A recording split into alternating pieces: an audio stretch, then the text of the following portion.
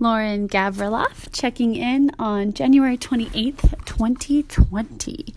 And exciting topic tonight because a lot has happened in 1 month of 2020.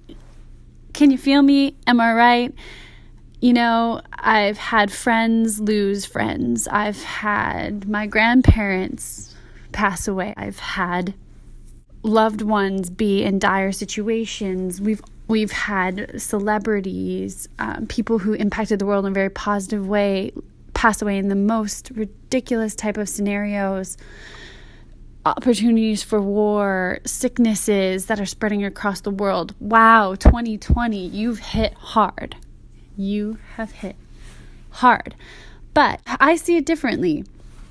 I see these things, every single one of these things, maybe except for kind of freak accidents. Of course, you can never predict those, but all of these seem like a manifestation of things that had to end based on, past 2019, kind of closing it out. All of that manifested years before, and manifested, the most predominantly in 2019, and 2019 was a tough year. I think we can all agree on that. So just using that as one example, the seeds were planted and this destiny was created prior. And we can't take these things that happen to come to a conclusion within the first, right now, 28 days of 2020 and choose to make 2020 different just because of those seeds that were planted long ago. What I love about looking at the bright side in all of this hardship is that the universe is clearing out the energy that needs to be cleared out. It's closing chapters that needed to be closed in order to give us all the opportunity to allow 2020 to be a great year and years to come afterwards. It's giving us the chance to refocus our energies, to channel in the stronger sides of ourselves, to have very difficult scenarios and adversity come our way based on things that manifested previously, and allow 2020 to be the year that we step up and step beyond it and move past it and grow from it. And yes, it's challenging. Yes, it's difficult. All of this is not easy, but look at it as the chance for an opportunity. You're moving out of a bad relationship, leaving somebody, and all you can do is go up. You're in a spot right now where you're unhappy. You're in a spot where you're challenged by something difficult, but doesn't it also seem like another chance? It's a chance to say, hey, yeah, this happened to me, and I'm dealing with it with the most grace as I possibly can. And it's hard.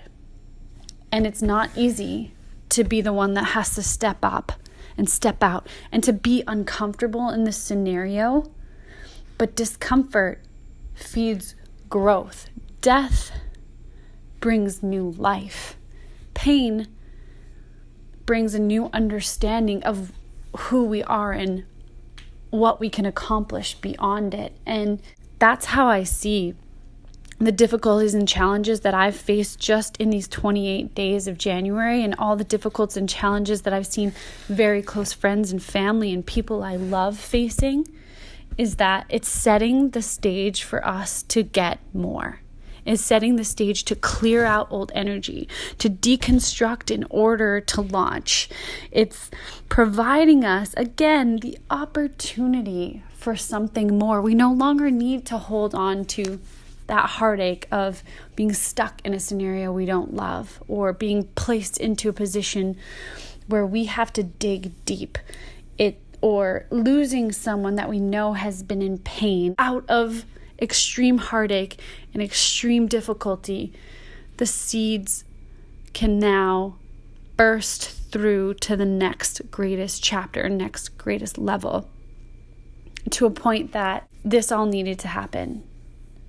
Because it kickstarts our minds, it refreshes our perspective that life is short, and to keep it sweet, and to live every day with meaning and purpose, because we're not guaranteed tomorrow. We're not guaranteed next year. We're not guaranteed more than the next breath you take ever. All that you can ever be sure of is the present moment and your attitude towards what happens to you day to day and how you react.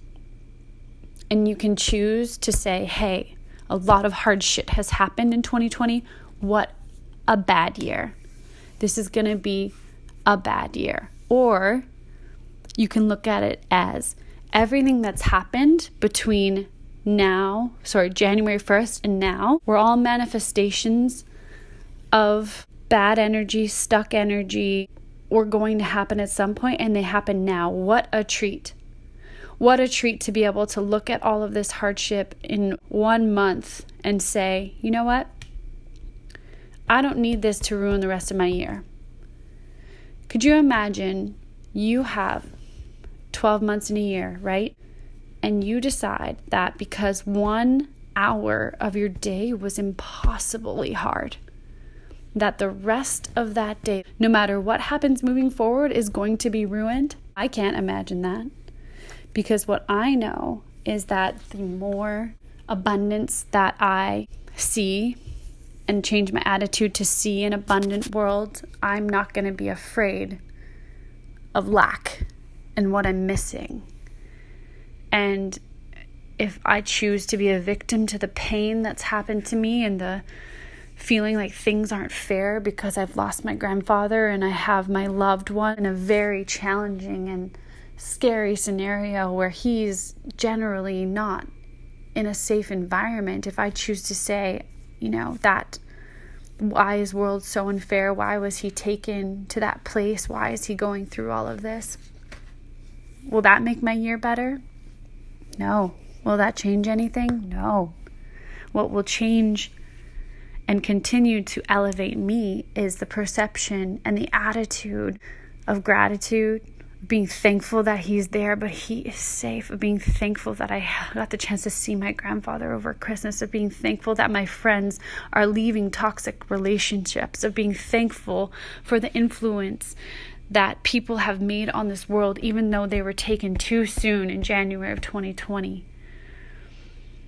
When we look at the world as an opportunity and not as what we are victimized from, we have a chance to always find the light in the dark. And then you realize the dark isn't that bad.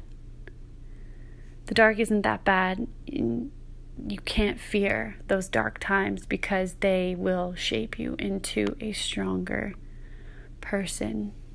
And they will not be easy. I will never sit here and say that the dark times are easy. But you can thrive through them if you see it as a chance to push yourself to a limit, understand yourself better, respect what you're capable of, be grateful that you're capable of, be grateful for what you have in this current moment. And in this current moment, you can make that decision to decide that 2020 has been hard, and it means the rest of the year is going to be hard, and probably every year after that. Or you can look at it as a factor of a new chapter, the world closing out parts of a chapter that needed to be closed out. Anything that happened that is poor or difficult is a manifestation of years before that, and all you have now is to move forward. Which one sounds better to you? Which one makes you feel good? Which one gives you more hope? Which one allows you the chance to realize that where you are now, although it's the most amazing place, any additional positive energy you throw into the world, any additional gratitude and peace and kindness and compassion for other people and love is going to come back to you 10 times over. 2020 is already a wonderful year. The discomfort you felt in 2016, 2017, 2018, they rocked all of us. 2019 was a transition, and 2020 is the year. We have to have the destruction in order to rebuild, and oh, we so need to rebuild. And it's the perfect time for you to do that.